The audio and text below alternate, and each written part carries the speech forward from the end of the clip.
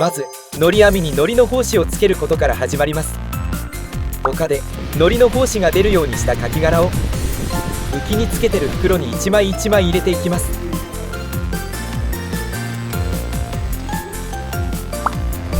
その網を海に持っていき、そのまま海に張り込んでいきます。どこの船も網の張り込みが終わったみたいですね。糊の種付け解禁日なんで船でいっぱいです。たまにカキ殻の袋に空気が入ってるのでみんな空気を抜いています。ところでどうしてこんなに網の色が違うの？これは個人的な意見になるけど、緑がスタンダードで赤は青のりがつきやすく最終的にいい感じになる。青はのり目が多くなりにくいみたいな。他のはやったことがないのでよくわからないです。詳しい方コメントにお願いします。のりの種はカキ殻の入った袋から放出していきます。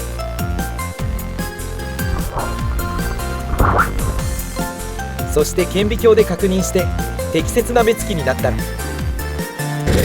カキ殻の入った袋を外してのりの種付けは終了です。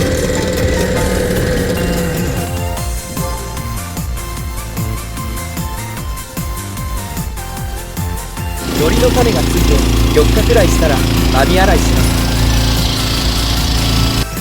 す。そして小潮になると網が上がりにくくなるため人工的に網を上げます。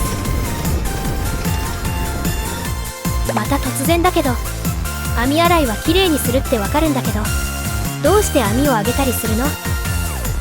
まずのり目を強くしたり乾燥させて汚れを消したり。黒のりが1日でこのくらい育つとすると青のりと珪藻はこんなに急いで育ちます。なので網洗いや乾かすことで青のりや汚れがその時だけなくなります。この頃は毎日塩分濃度を測りながら乾き具合を調整しています。のりが育ってきたら太陽の光が下の方まで届きにくくなるため半分の15枚にしました。のりがこのくらいの長さになるとさらに光が通りにくくなるためいよいよ3枚にします。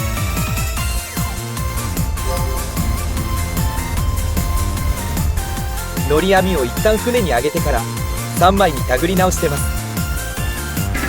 少し網が黒ずんできましたね。そしてのり紳士を入れて網を仕上げます。有明海では潮の干満の差が最大で約 5.5 メートルあるので支柱を使った独特な漁法でのりを育ててます。夕日が綺麗ですね。海を歩くってのはなかなかないですよね。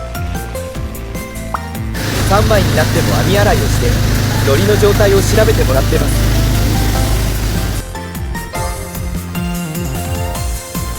のり網を冷凍保存するには冷凍保存に耐えるのり目にしなくちゃいけないです。ここでずんなもんが説明するね。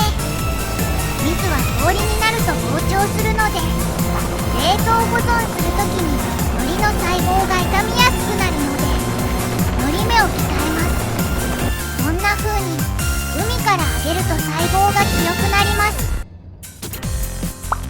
のり目がいい長さになってきたので早速冷凍する網を上げていきます。朝4時半くらい3枚中下2枚を冷凍する網として上げていきます。残った一番上の網は10日後くらいに焼き目のりとして摘み取っていきます。2枚で重なってる網を1列ずつ手繰って急いで港へ帰ります。上げてきたのり網を専用の機械で脱水していきます。脱水した時間になったらこのように自動で止まります。そして天日干しです。このように冷凍保存するために乾燥させます。程よく乾いてきたら網を手繰っていきます。この網は冷凍保存して1月から使います。手繰った網はこのように袋詰めして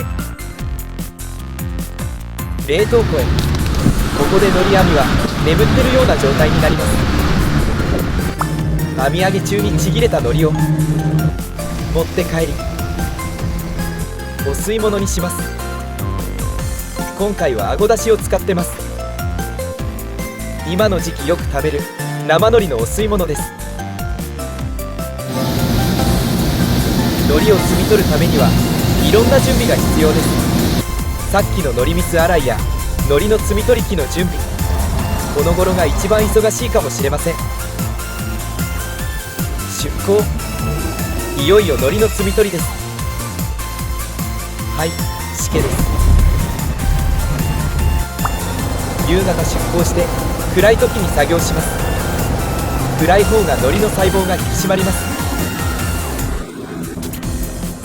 この日は全部で28列摘み取りました。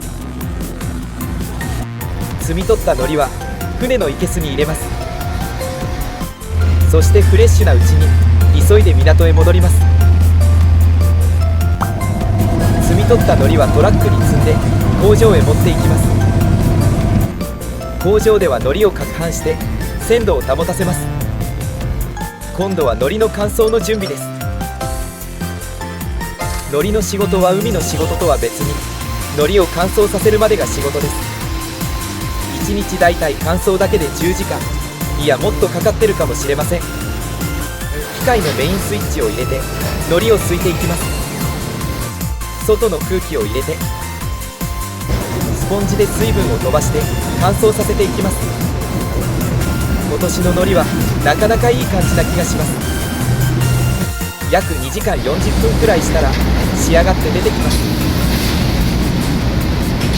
機械で100枚を束にしたら完成です。とても品質のいい海苔が取れてよかったです。